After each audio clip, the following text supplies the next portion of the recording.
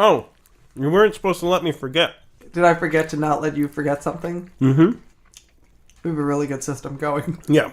When we hit 100 subscribers, we're going to start giving out free stuff. Oh, yeah. So, I wasn't supposed to let you forget that. I wanted to put this on one of our episodes before I put it like on Facebook or Twitter. All right. But we got some good stuff. At the end of this... Wait, are you doing it now? Is that what's happening? No. Or are you telling me to remind you at the end of the episode? No, because we got to wait until we get 100 subscribers. Right, but aren't we announcing that on the thing to try and get That's what I'm doing right now. That's what I just said. I said, or is this what we're doing right now? Yeah. And you said no. No, we're not. I'm going to kill you. What the hell is going on? Are we doing an actual announcement right now? You're having a stroke, Christopher. What are you, the ghost of future past? I'm the ghost of Christmas stroke. Let's get back on point. This is why we don't have 100 subscribers. Because in the first 2 minutes, it's just two people incoherently ranting. But if you and your friends enjoy that sort of thing... See how I brought it right back around? You sure did. Like a fucking professional. Good job. If you and your friends enjoy such a thing, get your friends to subscribe to us. Get them to subscribe on YouTube. And once that happens, we're going to start giving out free stuff to people. Not just at random. We'll make things up. Not like out our front door. Yeah, it's not a yard sale. But once we have enough people, we're going to start having contests. We're going to start doing little things. We're going to start rewarding people for contributing to the show, I would assume, some kind. Yeah, but the more people who we can get to sign up, the quicker we can do this. Yeah. So, subscribe. Yeah. And then comment on things. And then... Click that you like stuff. Click that you like stuff and like things. Don't dislike it. Don't be that douchebag. Although, if you dislike it and you click on it and you leave a comment and it's really good, really good, I'll try and talk Andrew into sending you something. I click dislike on all of our videos. I wonder if that's just to balance it out. Yeah, just to make it -1. Yeah. But that'd be, I think, yeah. Like, if you dislike us and you leave a nasty comment and it's really got our number, yeah, I'll send you something. I don't have access to the free stuff that Andrew does. I'll just send you something from my apartment. Just make sure that it knocks down one of us, because if it hurts me, then Chris will be happy, and if it hurts Chris, then I'll be happy. Yeah, I mean, really. I'm not saying do this all the time, but really take Andrew to task. I'm not saying that you always have to say something like Andrew has weird facial hair, or Andrew is an idiot, or Andrew. You don't always have to say like Chris is always right and Andrew doesn't know what he's talking about. Exactly, and you also don't have to always say stuff like Chris Andrew smells funny. Chris has a weird chipmunk voice. Or, I do have a weird chipmunk voice. I can't think of anything else. You're basically... You can't get past the chipmunk You're voice. You're an unflawed human being. It's my best defense. It's my chipmunk voice, because everyone hears it and can't get past it. And so they don't notice any of my other flaws. And that is how I landed a woman. Chris. What? It's been 7.5 minutes. You could also say something like, Andrew nags Chris a lot when he's trying to make good points. Andrew has a serious alcoholism problem. You could, but clearly not, because all I have is alcohol and it never goes away. That's not a problem for either of us. Yeah, so do that, and get some subscribers, get your friends, get your people you don't even know. I'll tell you what, here's the best way to do this.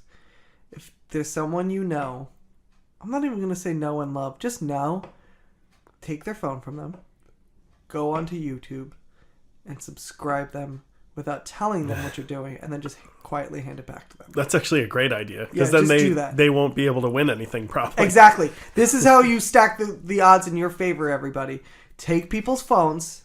In fact, you don't even have to know them. Just make sure the passcode is unlocked. Yeah. Take people's phones, go on YouTube, subscribe them to the Media Lunch Break on YouTube, and then quietly hand it back as if nothing has happened. Yeah, you find a little kid with a phone, he shouldn't even have one. Punch him in the face. He shouldn't have a phone. Take his phone. What's he doing with a phone? Subscribe to us. Who gave him that phone? And then throw it back onto his lifeless body.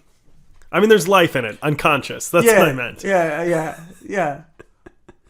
Or just break the phone. Because then he can't undo it. Yeah, okay, new plan, everybody. No, right, no. This is a bad plan. Listen up. Don't do this. This is totally supported by Andrew Dunn and Andrew Dunn alone. Oh, no. What you want to do is whoever you know or don't know, take their phone, make sure the passcode is unlocked. Take their phone, go onto the YouTube app. On the YouTube app, search the Media Lunch Break. This is too many steps. Go onto our pages. I'm walking you through. You should be doing it as I'm talking right now. Go on to find the Media Lunch Break on YouTube. Let go of my phone! What am I doing? All right, you're gonna take their phone. Yep. Make sure the passcode is unlocked. Yep. Okay. Then here, do you need me to put in the passcode for you? No, I just did it. Great. In fact, I got the camera. Take the phone. Make sure the passcode is unlocked. It's videotaping. Go onto the YouTube app. Search the Media Lunch Break. Go to one of our videos. Hit subscribe. Now, break the phone. Just break it right now. Break it so they can't get it. Did you just break my phone? Yes. Did you subscribe before you broke my phone? No, I couldn't get it open. Excellent. So, now that you've broken the phone, you've now gotten us closer to 100 people, but they can't comment on things, which means you're this much closer to getting free stuff. And that's what America's all about, everyone. That's what America's all about. Can we start the show now?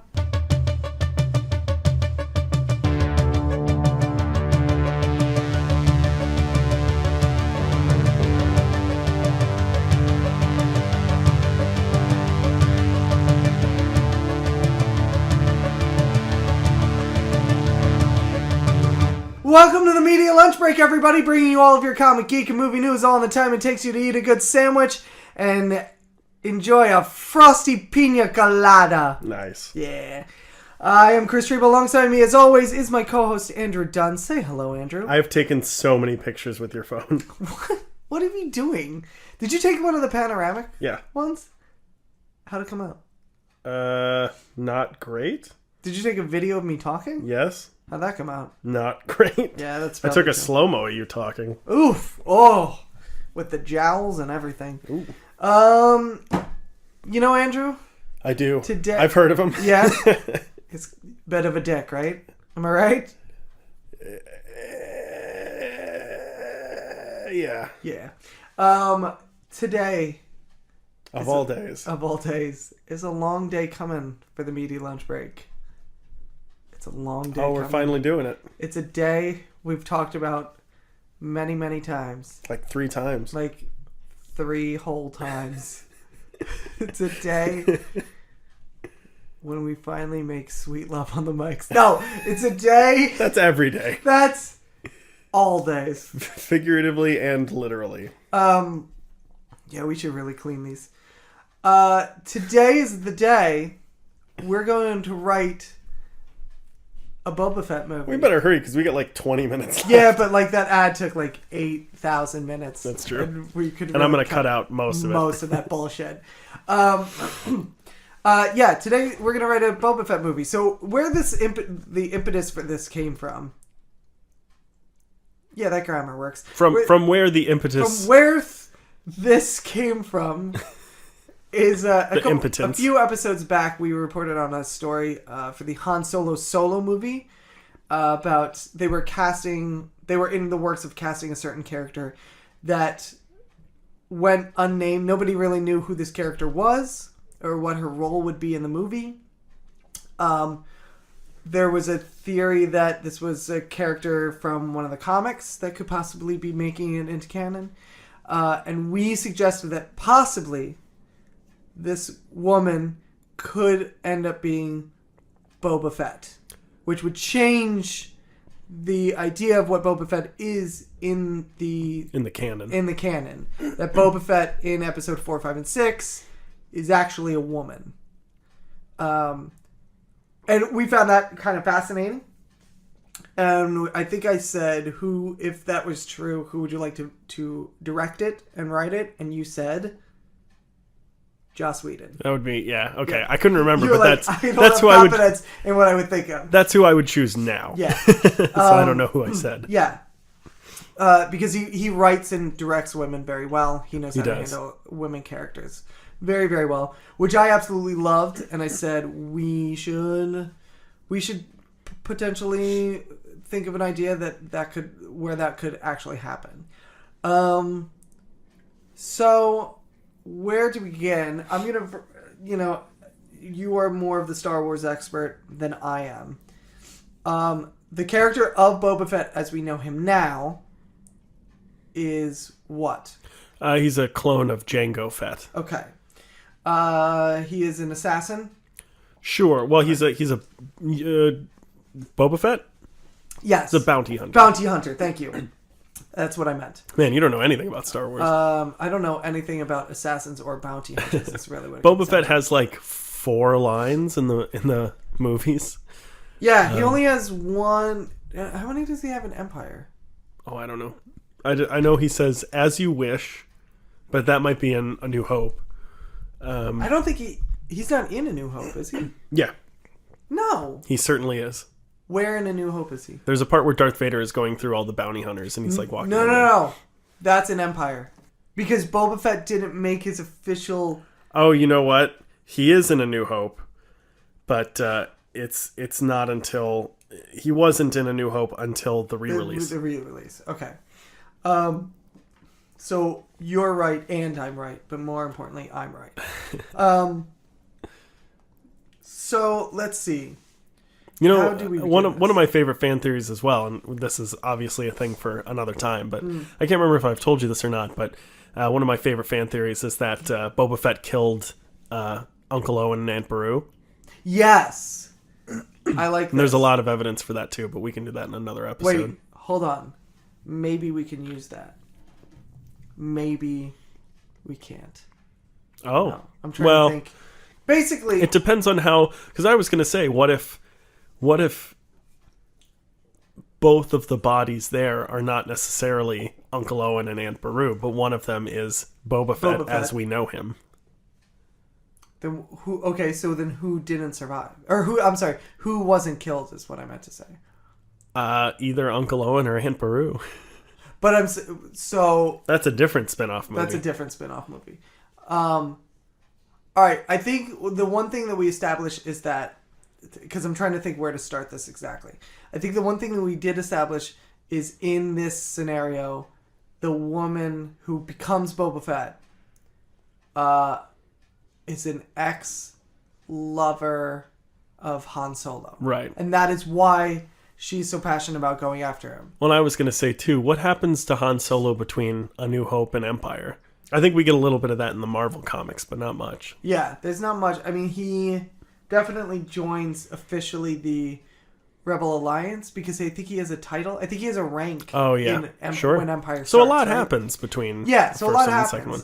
So it could be that... Okay, well, that's the other question. Where does this fall? Well, that's what I was going to say, is that it could be that what we see is the body of Boba Fett as we know him and one of Luke's adopted guardians. Right. And the armor has been taken off of him, right. Boba Fett, and is now being worn by this woman. And while Luke and Obi-Wan are sort of getting everything sorted out, maybe on their way to the cantina. When does Uncle Owen and Aunt May no, Uncle Owen and what's her name? Aunt Beru. When do they bite the dust again? Very, very close to the beginning of the first movie. Oh, that's right, they do. Okay. He wants to go to the Tachi station. But they haven't met Han Solo when that happened. Exactly. Right? Correct. So I wonder, here's my thinking. Okay. We would have to establish where this woman has been before. Right. My guess is she's probably a scoundrel, a rogue, sort of a similar type to Han Solo, and maybe on an exit strategy of stealing from someone else. Right. She's fucked up and been shot in the ship too many times, and it's spiraling out of control and sort of crash lands on Tatooine. Now, we already know that you can survive a crash landing onto a desert planet because Poe Dameron does in The Force Awakens. Yeah. So it wouldn't be that far-fetched. And Could be she just stumbles upon Uncle Owen and Aunt Beru, and there's a struggle, and I mean, maybe she's already there when Boba Fett gets there. Like, maybe she's robbing them, and something like that happens. Okay. Boba Fett shows up, and she overpowers him in a struggle because he's... Well, I guess later he's mostly incompetent, because I was going to say he's mostly incompetent. He's pretty incompetent. Yeah. He's kind of, he looks badass, but really when you watch everything he does, he's kind of an idiot. Yeah. Okay, here's what I like. I like the idea of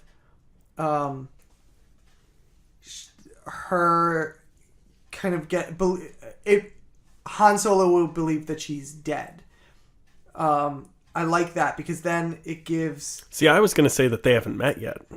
See, I think that they have. I think that the idea is that this woman and Han Solo... Have a history before this. I see. Right? Because I think that... But he still wouldn't know that she's dead then if they think that that's Uncle Owen and Aunt Beru. Oh, hold on. Right, because I'm not totally convinced on the Uncle Owen and Aunt Beru thing. Okay. Well, I was going to say, though, if Han Solo is a Force user, he would be able to sense... Yeah, we're not doing that. All right. We gave that enough credence last episode. What I was going to say is that I love the idea of... I feel like this is going to be like a two-parter. This is going to be an installation piece for this. I can tell you this already. We'll cut it at 30 no matter where we are, and we can always pick it back up somewhere else. Okay. So, I like the idea that I think that she's a woman who has been like a partner with Han Solo. Okay. And he ended up charming her, and then it became a little more. That's good. That feels like a Joss Whedon story. Well, it also feels like something Han Solo would do. Yeah, definitely. It feels like a Firefly thing, So I love the idea of Malcolm Reynolds they're two scoundrels. I like that. They're two scoundrels who are like just pirating their way through the galaxy the way that they do. They ended up... This is all kind of exposition. You wouldn't have to see all of this. Right. But they ended up kind of partnering up. They're really good at working together. Okay. The relationship gets into something more. Yeah. Something happens. They get into a scrape of some kind. And I think more than just Han Solo screwing her over and leaving her, because I almost feel like that's not enough in that world, in that pirating world, to warrant her hunting him down and killing him. Can I interrupt you? Go. I like this, but I like it for actor and director and screenwriting purposes. Right.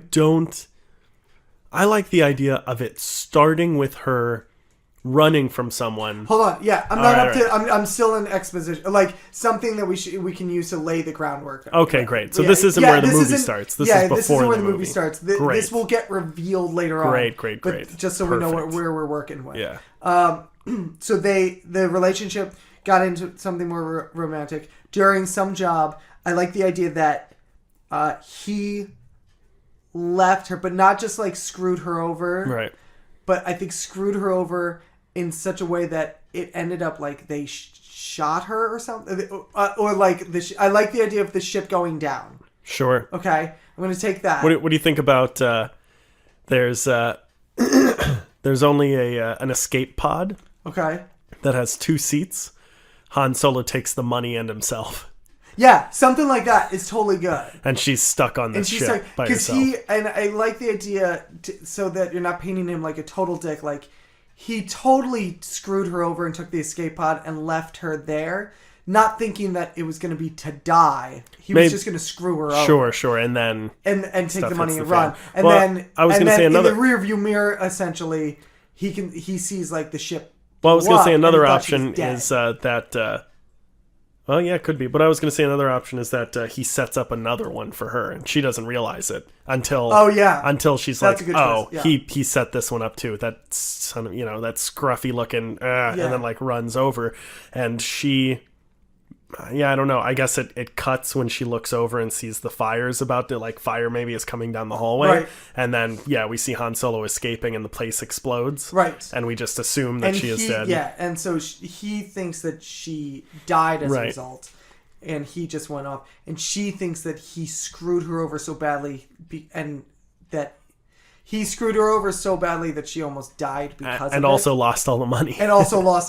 Yeah, because like the history we got from Lando and him is like they pull this shit all the time. Thing, yeah. But when death is involved, like the actual loss of life, that would be extreme enough for her to be like, Solo, I'm coming after you. Yeah. I like that. I actually, it's funny. I kind of like the idea of a recent thing that a lot of people don't know is that you can survive in outer space for a very long time. Really? Yeah. The first thing that happens is you pass out from lack of oxygen. Right. So I thought, doesn't all of your liquids boil and turn into gas? No. You can die from sunburn, but no more than you really could on a really hot day on Earth. It'll. No, I meant because the pressure pushes outward. No, the pressure doesn't really do much. The pressure keeps your lungs from expanding, right. But it doesn't we see a lot of movies where people explode or turn inside out or immediately freeze or stuff like that. The coldest it gets is about, I think it's -40, which is crazy cold, but not cold enough to kill you. Before you run out of oxygen. Right. And the hottest it gets is 120, which again is really hot, but not quite enough to kill you in a minute. So you're saying she floating through space? Yeah. I say that how about she... And even if this isn't scientifically possible, movies. Well, it is scientifically possible. It's fucking Star Wars. You just got to make sure the scene is in a small amount of time. Right. But you could, you could have her just fucking pull the emergency hatch and just fly out there, and she's like, fuck, I'm so dead, and maybe someone else picks her up, or because I was gonna say maybe she attaches herself to another escape pod and just hijacks it. Yeah, she knows how to open the door and jump in. She strangles the dude and throws him out and puts herself in, but might be more likely that someone picks her up in outer space. Do you think that person is it too convenient to make that person Boba Fett now, or is it too early to do that? Neither. I think it's just unlikely. Mm-hmm. Based on his history with seeing people trusting people, right? From the prequels, doesn't seem like he'd be a very trusting person. What if? Okay. No, this is too. Maybe it's too convenient. So, let me take it back. What if, she's in a ship that goes down on a planet. Right. I'm not going to say Tatooine. We're not going to say what planet it is yet. All right. Because I don't know. That's not me foreshadowing. I really don't have a planet. You mean a big ship or an escape pod? Or? We can either one, but let's say escape pod. All right. Just to keep that storyline going. So she's on this planet. Her escape pod has crashed. She's no way off the planet. It's damaged, right? So she's surviving on this planet. Fuck. I don't even know how to piece this together. Basically, what I was trying to get to is Boba Fett ends up also crashing on this planet. I mean, there is the what's widely acclaimed as the one good thing to come out of the holiday special is a small cartoon, an animated segment. It's the premiere of Boba Fett. Yeah, I guess sort of. It is. That's where he actually makes his first debuts in the holiday special. I'm 100% serious and 99.9% certain. It doesn't count. I think it does. You're wrong. Okay. But he meets Luke Skywalker, and the two of them unknowingly hunt for the same person who is Han Solo. Ooh. Maybe you could just take that plot line to start this. Yeah, that's a good idea. Well, I was going to say replace her with replace Luke Skywalker with her. And the two of them realize that they're hunting for the same person and get into a fight. And she wins. And she takes over. I like that. Or really, okay, here's what I would think is that they realize that they're looking for the same person, and she realizes that he, as a professional bounty hunter, has more access to intel, and that he's not going to share it. So she's going to kill him, and that's why she decides to just, instead of going as her, go as Boba Fett. Oh, that's a good idea. Because the name Boba Fett carries you mean after they fight? Yeah, after they fight. Or that causes the fight because she's like, oh, see, I'm going to take over his identity. I don't think it's that quick. I think at the exact same time, she is like, oh shit, this is like, she knows it's a bounty hunter, but she doesn't know that he's looking for Han Solo. Yeah. And as soon as he finds out he's looking for Han Solo, she's like, oh shit, you're gonna kill this guy, and she goes to fight him. And at the exact same time, he realizes, oh shit, you know this person. Yeah. I can get information. No, that's what I'm saying. Yes, this is what I'm saying. He's looking at her as a way of getting closer to what he wants. Yeah. Yeah. Oh, I like that. Okay. And the two of them immediately look at each other and just start fighting. Yeah. And there's a huge struggle. I like the idea too of them being on maybe a bantha or a dewback, and like the two of them are both just riding along when they realize, and they start fighting on this thing. Ooh, yeah. So I like that. Yeah. So they fight it out. She wins, and then there has to be a moment where she realizes, again, instead of it's just her taking off and being her still on the hunt for Han Solo, is that there has to be a moment where she realizes it'll be better if I'm Boba Fett. Well, I wonder too if it starts with maybe she's not wearing armor, and this guy has armor and a blaster. Yeah. So I'm just going to put on this armor and a blaster, and there comes a time later after she has it on where she's like, oh, I can use this to find the person I'm looking for. Well, I was kind of, it's similarly along those lines. I kind of want like a, almost like that moment in, there's one in the original trilogy. I know there's a moment like this in Rogue One as well, where there's a call sign that's, you know what I mean? Like she's in the ship and she's going somewhere.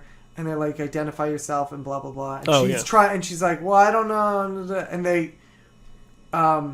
they're like, who the hell is this? Get off the whatever. And then she tries again and uses Boba Fett's name or Boba Fett's call sign. Oh, sure. And that opens the door. And she's like, oh. I was wondering if maybe I use this person. They cut into video. What? Maybe she sort of tries to put in a code and it's wrong, and they cut into video to see who it is, and they're like, "Can you please?" Oh, I'm sorry. Yes. Sorry, I didn't realize. Yes, I like that a lot. Yeah. But it's got to be something like that where she realizes by accident that his identity is important, carries something. His name or his face carries something, and so if I keep up with this face, I was going to say another thing too is the Mandalorian symbol. You actually see it in The Force Awakens as well for a very small minute. It's is it in the when they go to the giant cantina thing? Yeah, I can't remember her name. Maz Kanata. Something like that. It's in front of her building. There's a bunch of flags. Yeah, and there's a bunch of flags, and one of them is the Mandalorian symbol. So if someone is like, "Hey, what are you doing here?" and someone else is like, "Hey, step off. This dude's got the Mandalorian suit on. Like, you respect the Mandalorian armor." Yeah. And then she knows, oh shit, like, this is something real. I like that. Yeah, I like that a lot. Okay, so there's a couple of... All right, we're basically out. We're basically...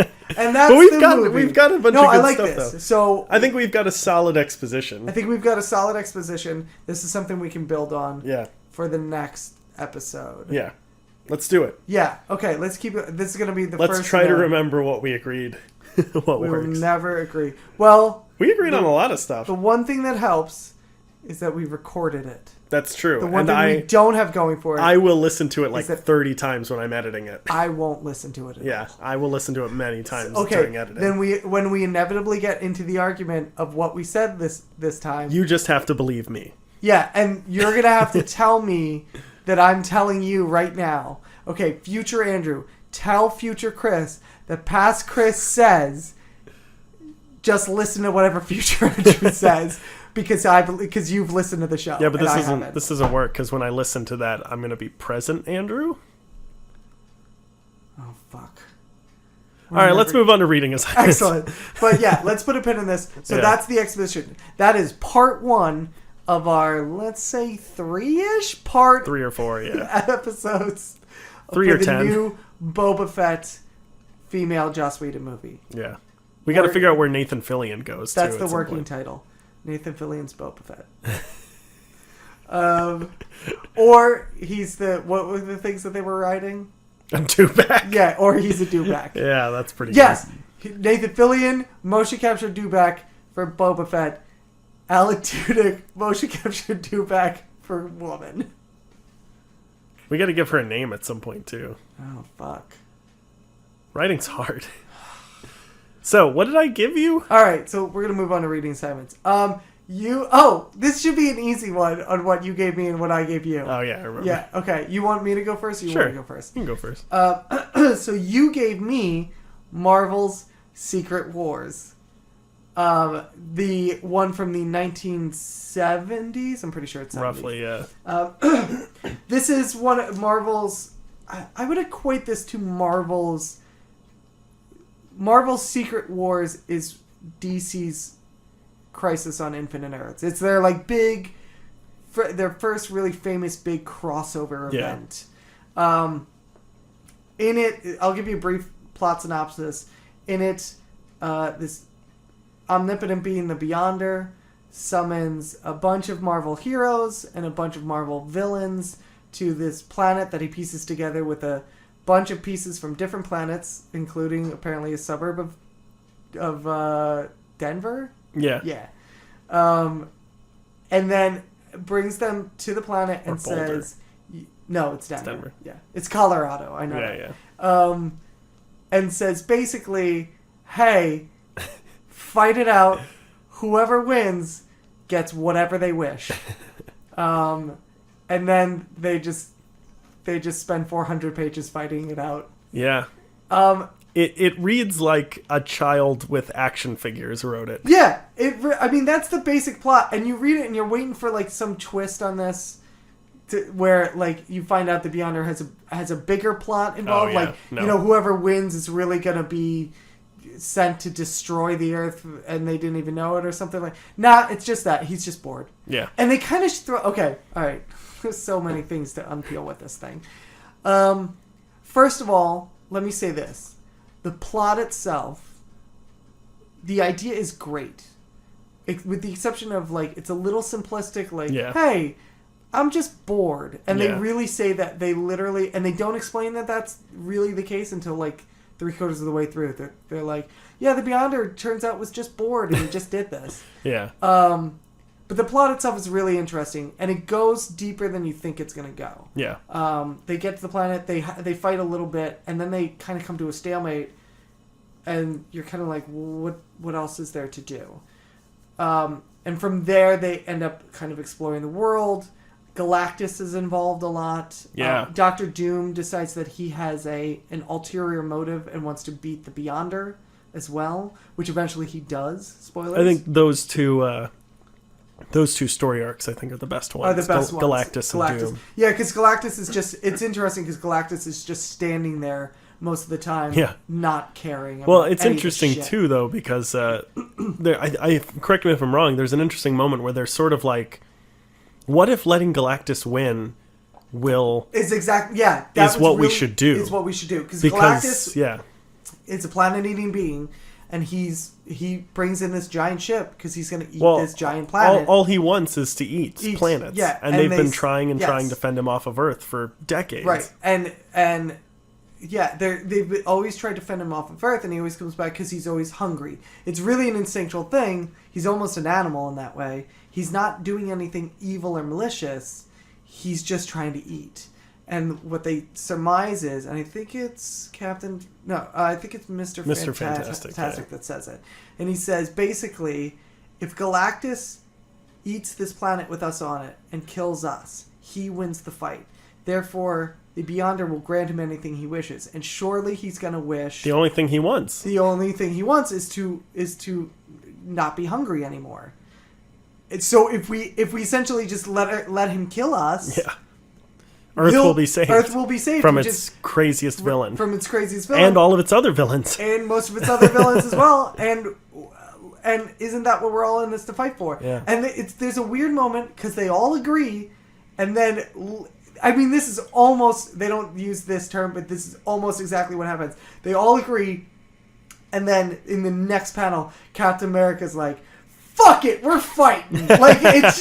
It's really 70s comic logic at its best throughout most of this, because somebody will put up some logical, intellectual argument on why they shouldn't fight, and in the next panel, Wolverine or someone is like, screw that! I'm taking somebody out! And then everyone is just like, let's get him! And just charges out, including the guy who just made the argument on why they shouldn't fight. Always. It's like, well, I guess everybody's right. Let's go kick some ass. Like, it's just this weird thing that they just all turn on a dime.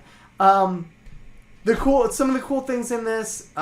This is where Spider-Man gets the I want to say suit. Venom suit, but that's not. I mean, it is right, but it's the symbiote suit.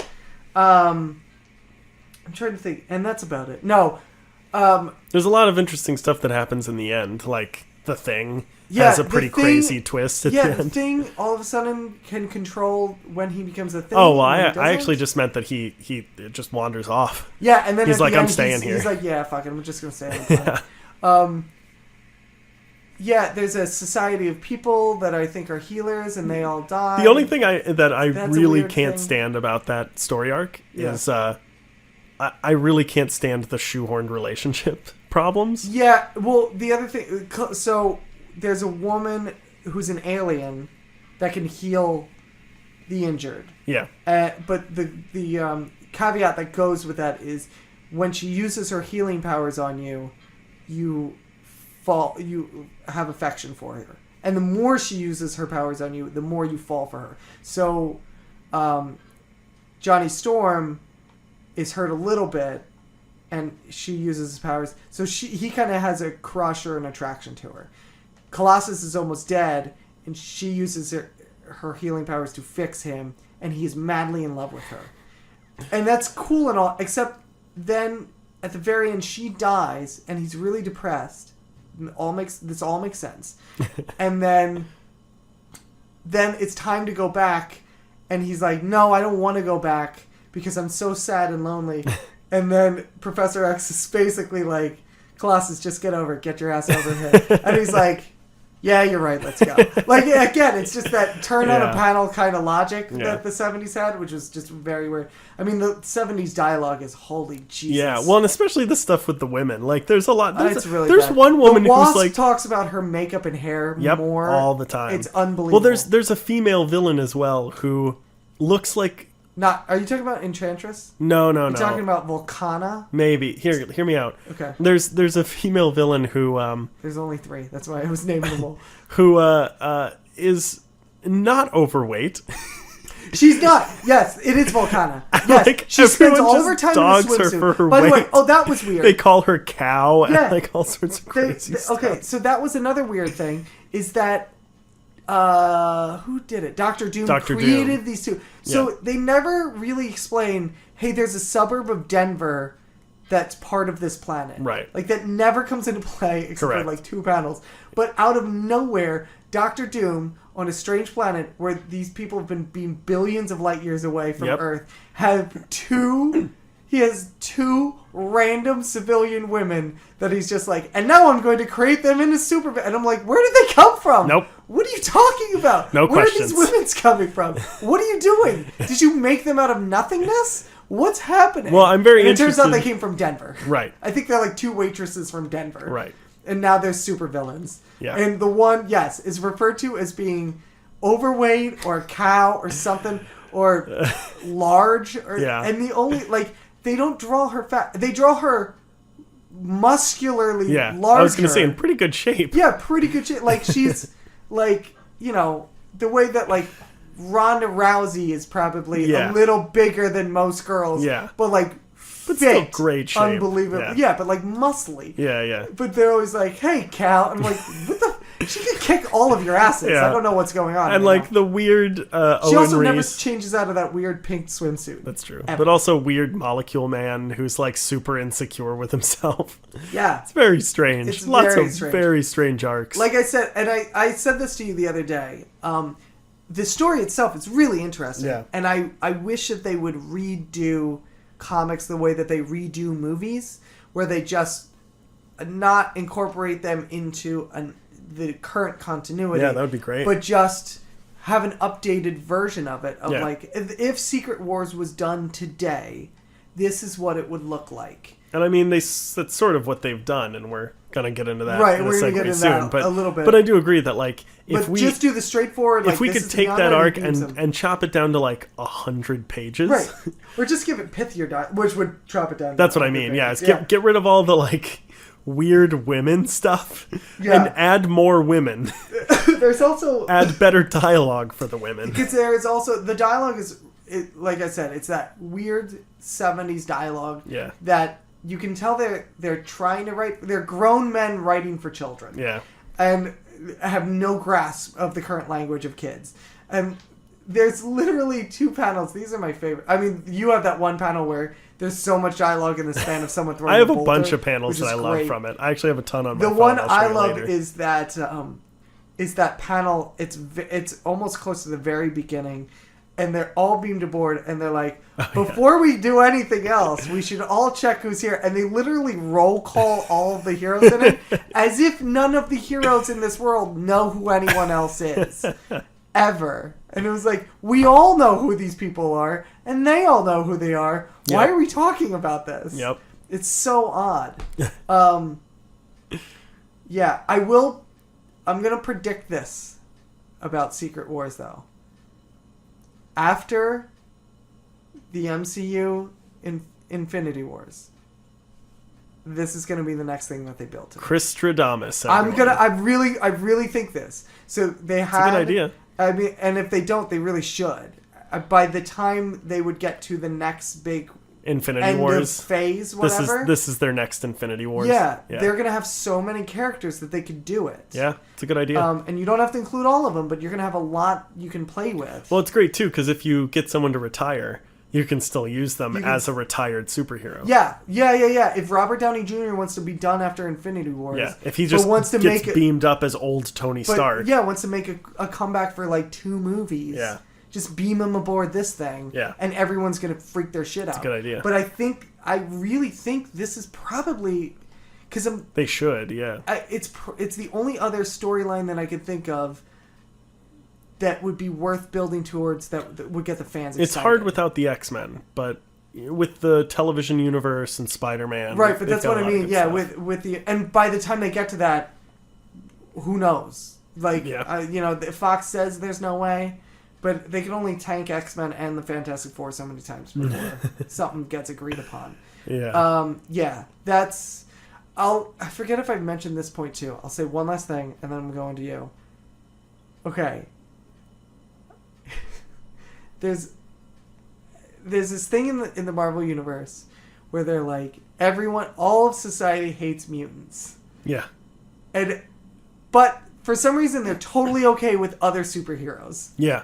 And it depends how you get your powers. Right, but that's the thing. But my argument for that has always been like, nobody would really know the difference between the two. Yeah. Like, no one would know the difference between Spider-Man and Wolverine as far as one is immune and one is not. Right. And so I always find it weird when in fact, society hates mutants, and I'm like, no, they would either hate everybody or not hate everybody. I mean, to be fair, they do kind of hate everybody. J. Jonah Jameson hates Spider-Man. A lot of people really turn on Spider-Man for a long time. Right. But you know what I mean? Like, they're like, as a society, mutants are outcasts. And I'm like, but the other people with superpowers aren't viewed as mutants? No, that's a good point. I don't think they would know to differentiate between the two. Yeah.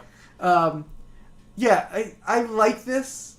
To get back to actually reviewing the book, I do like this. Like I said, I wish it had an update so that the dialogue was a little pithier. But I think you go into it thinking you know what it's going to be, and it becomes so much more, which is always kind of nice about any storyline. So, I mean, read it. I'm not going to say it's like one of those essential reads, but it's, if you got the time. Yeah, if you got an extra couple weeks. Holy hell, you need a lot of time. But it's kind of worth it. Yeah. Yeah. So let's turn it on you. All right. What did I give you again? You gave me Marvel's Secret Wars. I did. That's right. Now this is a different version though. You gave me a more modern version. Right. It had sort of been reimagined. I'm curious as to why it's interesting. It's hard to tell if this is a redo or I don't think it's a redo. I think it's an original story. Well, it's hard to tell if it's a redo or like no one is like, hey, remember that other time when something like this happened? Yes. Yeah, so do you want to explain a little of the background on how they get to this? Sure. So there is a multiverse in both DC and Marvel. In Marvel, the multiverse includes the Ultimate Universe, so Miles Morales. It's most famously known for the Spider-Verse, which has like Spider-Gwen and Spider-Man, I think it's 2099, which is the future one, and there's a version of Spider-Man who wears a Fantastic Four suit and a paper bag. Oh yeah, Spider-Ham. Yeah. There's all sorts of crazy universes. The idea is that there's an infinite number of universes, and this is called the multiverse. Right. Well, we find out that the multiverses, at least two of them, are colliding into each other. Yes. And there comes a time when...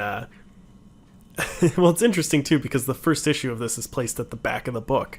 So you don't necessarily get this information until the very end. Oh, yeah. But the idea, when you find out, you sort of get the feeling for it, and then at the end they solidify this, that two planets are colliding towards each other, two Earths from different multiverses, and both planets are given the option to blow themselves up. Right. But no one can really decide to push that button and kill an entire planet worth of people, and eventually one of the multiverses goes to fight the other multiverse, and shit happens. It collides. Now, at the same time this is happening, Dr. Doom has met with the Molecule Man, who can do basically anything. Yeah. And he taps the power of the Molecule Man to give him infinite power, and he uses this power to create a new world out of the crumbling existing worlds, and he just like holds it together. And from that, you have a new world that comes about 8 years later, where Doom is considered a god. Victor Von Doom is the god of this earth. People pray to him, people bow to him, everyone has to walk on eggshells around him. And then shortly thereafter, a spaceship arrives, and it turns out that some of Earth's heroes put themselves in a ship and put themselves in frozen stasis, not to be awakened until someone else made contact to them. And that happens, and they wake up, and they're there 8 years later. And, Reed Richards walks out and finds himself on a planet where Victor Von Doom is God. Yeah. And then, so basically, what's interesting about this is that there are parallels between the old Secret Wars and the new Secret Wars. Yeah. The Beyonder is the person that was collapsing all of the multiverse. Right. And Doom defeats the Beyonder, which happens in the one that I read as well. Doom defeats the Beyonder to gain his powers. And that's how he's able to be a god and piece together this world. He pieces together a battle world, which is exactly what happens in the old one as well. Anyway, so what were your thoughts on this world that you end up getting thrust into throughout the whole story? Well, this comic is very smart. It asks all of the questions that I have. I remember thinking, like, what happens if you kill Doom? Like, does this world just fall apart? Yes. And that's a question that is asked during the comic. Several times. Yeah. Or what happens when you kill a god? Yes. Very, very interesting, thoughtful. It's almost hard for me to talk on it because it's very smart. It starts with an amazing fight scene. The climactic fight scene at the end is astounding as well. Yes. It's really interesting as well. I forget how well Marvel usually writes smart people. Mm-hmm. For example, Reed Richards, I forgot for like the first 3/4 of the book that he had a power. Oh, yeah, because usually he's just using his mind. Yeah. He's trying to figure out how to outthink his opponent at every step, and he doesn't stretch until it comes to the last straw. Yes, absolutely. Unless he has to, and he finally does. And I was like, oh, yeah, he has that ability to stretch. He can do that, yeah. Now, it's a very, very good book. I think... This is one that I think everyone should pick up. All the characters are written really, really well. There's a lot of unique, interesting takes on characters, like there are many Thors, because there are many hammers in this universe. They reinterpret characters very interesting. Like, and it's one of those things where Doom has the ability. Basically, the reason it's 8 years is that they acknowledge the people that can remember it, which are only like 3 people. Yeah. actually do remember the time before this world was created. Right. They remember the multiverse coming to an end, which is Doom, Doctor Strange, and the Molecule Man. Those are the 3 people that remember it. And where was I going with this? Oh, no. Nope, where was it? I have no idea. Battleworld. No, where the fuck was I? I'm drunk. No, that's not even true. I just want to make an excuse. Where was I going with this? Would you like me to talk some more until you remember? Yeah, it'll come back. Keep going. Well, interesting too. The very beginning of the comic is full of loss. Like, you really just lose. So many people die. It's gone. Keep going. It's just gone. But so many people die at the beginning of this comic, and it's a little off-putting at first, which is great because it should be. It's so hard to watch. Well, it also, you know what? It also sets up a really interesting, it sets up a very firm logic that, for instance, the idea of, wait, no, it's gone again. I almost had the point I was going to make 2 seconds ago. It sets up a really interesting firm logic. For instance, they're in that life raft. Yeah. At the very beginning. So which is what they call their ship. Which is what they call their ship, the life raft. Which, again, there are certain artistic nods to the old Secret Wars as well. Almost identical. It looks like it's the ship that the Beyonder used in the 70s, which was really interesting. But if you notice, anyone in the life raft can, A, remember what happened 8 years prior, because they are outside that temporal rift. But B, there's no version of them in this world. There is no Spider-Man. There is no Mr. That's why Doom says, I've been looking everywhere for you, to Reed Richards. Because he was searching for him, and because he's in the life raft, there is no version of him to use. Well, it's interesting because there were 2 Reed Richards in the life raft. Yes, right? and that's why there is no version of him to use. And that's why there's no version of Spider-Man in there either. Because they... there's a few that don't really make that much sense with that, though. Like, I guess we saw Captain Marvel die, I think, at the beginning. Yes. So we know anyone who died can be... So basically what is given to Doom when he becomes a god is the entirety of everything. Like, the entire... that he can use as his clay.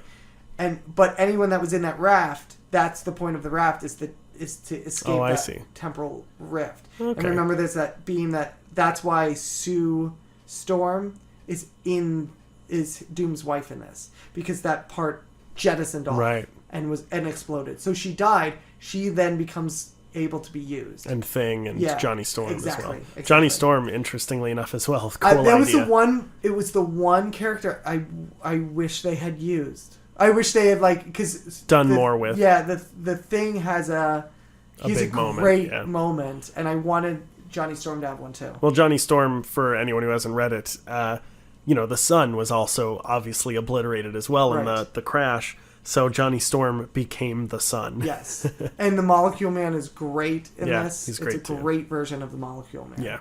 Yeah. I'm glad you liked it. It's a really interesting read. Yeah. I'm a sucker for any comic with a giant map, and this comic has a fucking doozy with that entire world. Yeah. And you just want to live in that entire world. You told me that when you assigned it to me, and I was just waiting for it the entire time. And you read all the things, and you're like, I want to go there. Yeah. I want to go there. Well, I believe we've talked about how the new Old Man Logan series. Yes, so the new Old Man Logan series is not actually, and I thought it was, and I believe that I'm wrong.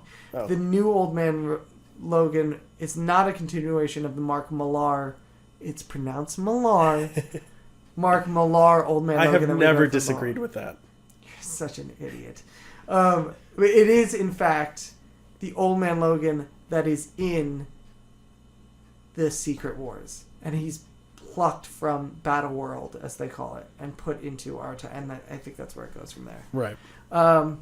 Yeah, good. I'm glad. Yeah, I liked it very really much. like this read. All right, so we're going to try something different, which will probably just stick because it's easier. It is easier, and it makes a lot of sense. So to give us more time to talk about stuff, where instead of us both assigning each other stuff at the same time every single episode. We're going to alternate so we can talk 30 minutes about one subject and really get into it, because 15 minutes is not enough time to talk. Yeah. So I'm going to go first. Yeah, good, because I had an idea for yours and I don't have it with me. Great. So that works perfect. So I'm going to give you the Plinkett review of Star Wars The Phantom Menace. Okay, you have told me about this many times, and it is something that I've been meaning to look at and not.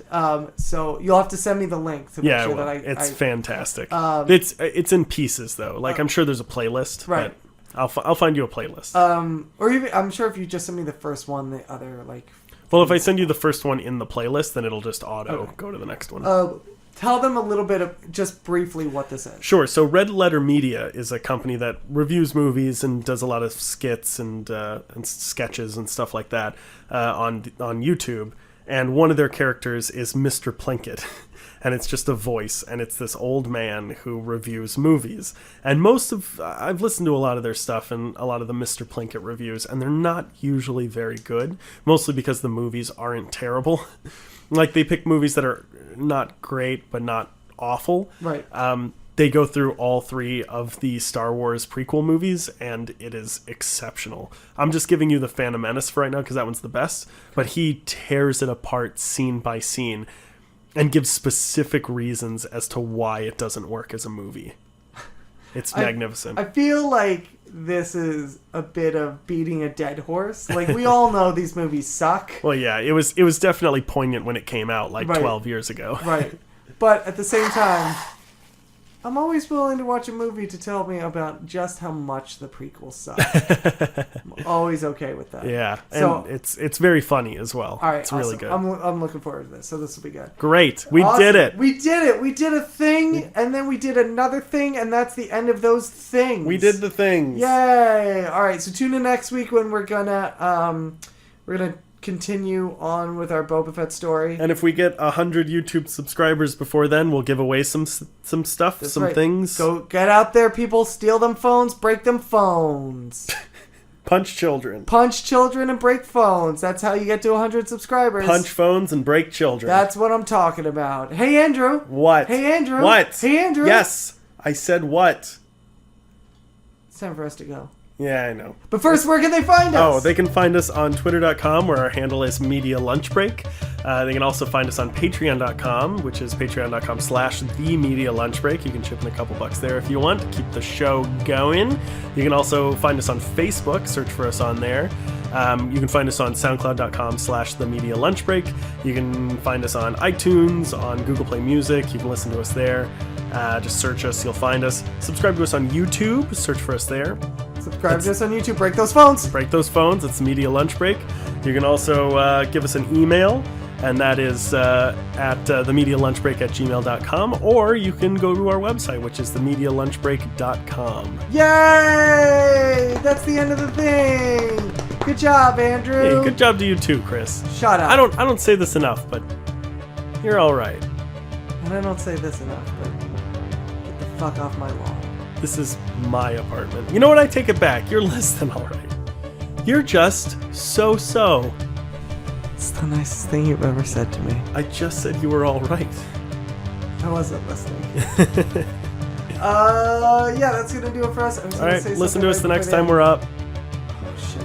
I had a good idea. Say hi to all of our fans. I know what I want to say. All right, all of our listeners. Thank you to Brian Kirchner for our theme that's music. important. That's what it Brian was. Kirchner is the best because we still use his song. That's right. That's how you can tell it's good. Yeah, look for him on iTunes too. Look for us first, and then look for him. Give it a double. Give it a one and then double down. Give it the old 1-2, the old heave ho, the old in and out, the old Yikes. back and forth, the old to and fro, the old old and new. I'm so uncomfortable. Yeah. All right, that's gonna be it. Yep. Is that the end? Yep. Should I hit stop? Yep. Or if I don't hit stop, how long are we gonna sit here?